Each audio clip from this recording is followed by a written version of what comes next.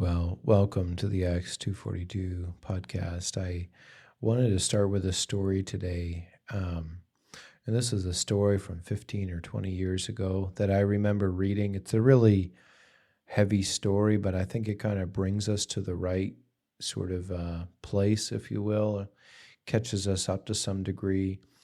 It was a story from the Civil War, and there was a time when, as would often happen in those battles, a unit moved forward against the enemy and then was repulsed. And the Confederate Army, in this case, I believe it was, although the memory of the details of this are somewhat vague in my mind, but I believe it was the Confederate Army pressed forward and charged against the Union Army. And the Union Army was repulsed at that time and kind of fell back.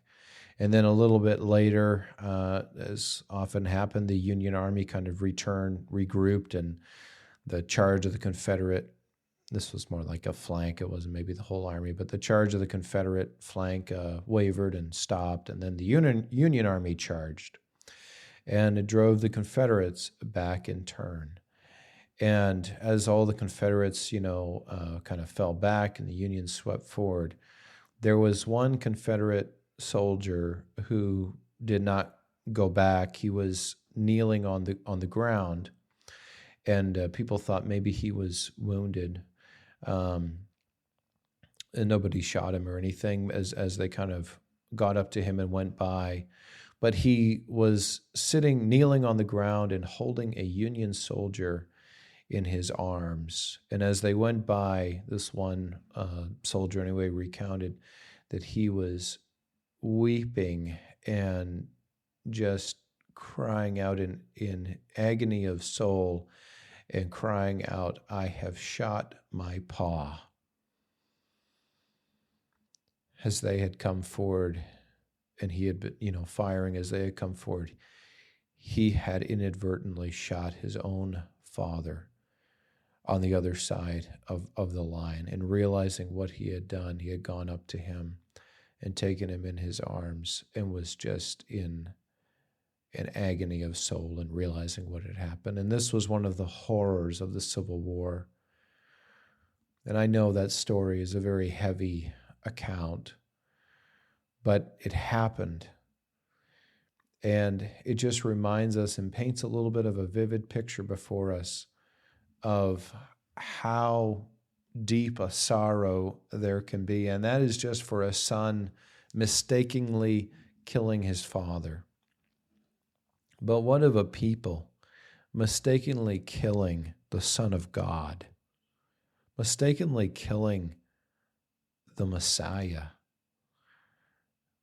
We don't have a way to understand what that would feel like as the realization strikes home.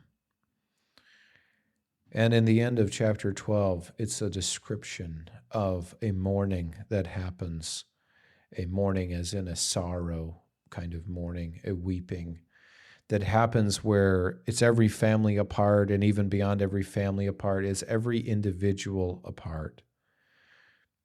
It says the wives by themselves as they weep over realizing what they have done. And in chapter 13, the Lord sets about to in some ways encourage them and in some ways explain a little bit more details, if you will. He starts off by, if you will, he says, "In that day a fountain will be opened for the house of David and the inhabitants of Jerusalem for sin and for impurity." The first thing, if you will, that the Lord responds to this mourning is he opens up a fountain of, you can just think of it as clear water, just pouring out for them all to come and to drink of. And it's something that would cleanse them from sin and from impurity. And this was his mercy and his grace going out to them. And yet, in the midst of this mourning, there is a recognition and a realization that judgment must fall. And he provides a sin and for the fountain, for sin and impurity for both the house of David and the inhabitants of Jerusalem. But he then says, it will come about in that day that I will declares the Lord of hosts, that I will cut off the names of the idols from the land. They will no longer be remembered. I will also remove the prophets and the unclean spirit from the land. So he is going to remove these two things, idolatry, and then the prophets, and then the unclean spirit, three things, I guess. The prophets is really what he hones in on for the next several verses. There's a specific reason for this. He's going to describe in detail the judgment that is going to come upon the prophets, the false prophets who are there. And it is going to provide a contrast or a similarity, depending on how you want to look at it, to the judgment that he received, that the Lord Jesus received. In this case, there are differences. So in this case, it says, if anyone still prophesies, then his own father and mother who gave birth to him will say to him, you shall not live, for you have spoken falsely in the name of the Lord, and his father and mother who gave birth to him will pierce him through when he prophesies. That is, I take it that they will kill him. I guess it could include marking him, but they say, you shall not live. If a person's own father and mother are willing to put to death someone for the crime of prophesying when they are not supposed to, then this shows that judgment is full, if you will. There is no acceptance. If a person's own father and mother won't accept them or look the other way, if you will, then nobody else will. There will be no acceptance in that day for the prophet. And then he goes on, he says, also, it will come to pass that the prophets will each be ashamed of his vision when he prophesies, and they will not put on the hairy robe in order to deceive. So the prophets themselves will become ashamed, and they won't even try to deceive anyone. He says, but he will say, I am not a prophet. I am a tiller of the ground, for a man sold me as a slave in my youth. And one will say to him, what are these wounds between your arms? And he will say, those with which I was wounded in the house of my friends. Now, do you see the transition, if you will? It is a transition, and yet it's still the same. There's a dual reality here, which can be very difficult.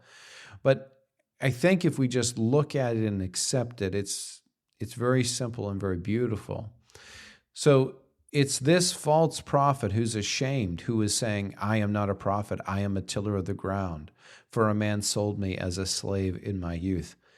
But isn't it also, don't you hear the voice of the Lord Jesus through that as well? Except for these false prophets, it was righteous that they would say that.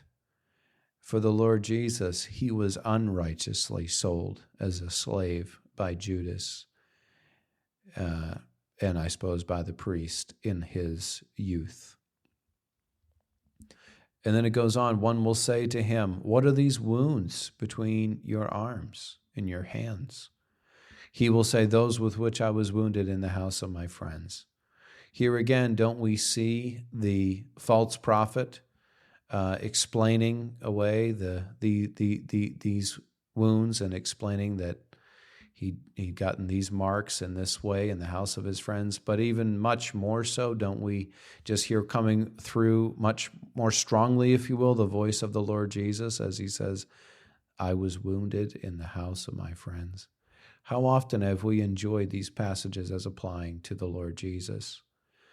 I mean, rightly from a technical sense, from the pronouns that are used, it applies to the false prophets. And this is part of the judgment that will happen in that day. But the Lord is calling the people back, and he is reminding them. He says, I will deal with the true false prophets, but remember me. Remember when you dealt with me as though I was a false prophet, though I was not. And so he goes on, awake, O sword, against my shepherd, and against the man, my associate. I take this to be the Lord Jesus, my shepherd, my associate.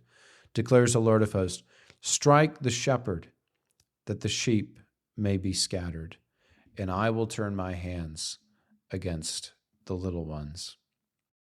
Now this is quoted by the Lord Jesus. There's no doubt that this applies to him, this strike the shepherd that the sheep may be scattered. He quotes it in Matthew and in Mark, right before the garden. Jesus said to them, "You will all fall away because of me this night, for it is written, I will strike down the shepherd, and the sheep of the flock shall be scattered." Yes, indeed, the shepherd, the good shepherd, was struck down, and the sheep were scattered. Those who were faithful were scattered all across the globe, and they were called the diaspora. But he says, "And I will turn my hand against the little ones." He will turn his hand, and this is in judgment, against all those ones that are there, even, yes, the little ones in judgment. And how we have seen that, how many persecutions, how many times have the Jews been expelled from a land. His hand has been against the little ones. Even so recently as I think it was 2024, wasn't it? When those from Gaza attacked Israel and put to death something like 2,200 people. Why? My hand is against the little ones. And it will come about in that day, declares the Lord, that 2 parts in it will be cut off and perish, but the third will be left in it. This is, two-thirds, and I don't take it to be an exact, I guess personally, I guess I don't take it that this means that there's going to be 2/3 of the people that will die and a third will come through the fire in terms of exact numbers. But I think he's giving the general principle that most will be cut off and perish, but there will be this faithful remnant. It says, "I will bring the third part through the fire. I will refine them as silver is refined. I will test them as gold is tested." And then he says, they will call on my name, and I will answer them. I will say, they are my people, and they will say, the Lord is my God.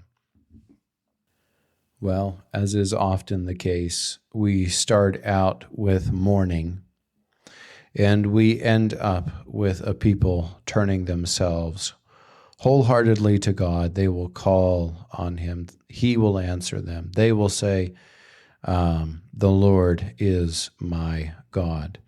And that, of course, is what the Lord desires. And so he puts this all before them as what is going to happen to him. The shepherd is going to be struck down. His hand's going to turn against these little ones. But there is going to come this day at which he will bring the third part through the fire. The false prophets will be removed. The fountain will be opened for sin and for impurity. And the people will turn and will cry out to God that the Lord is their God. It's really a wonderful account and a wonderful answer to this mourning that the people have in chapter 12.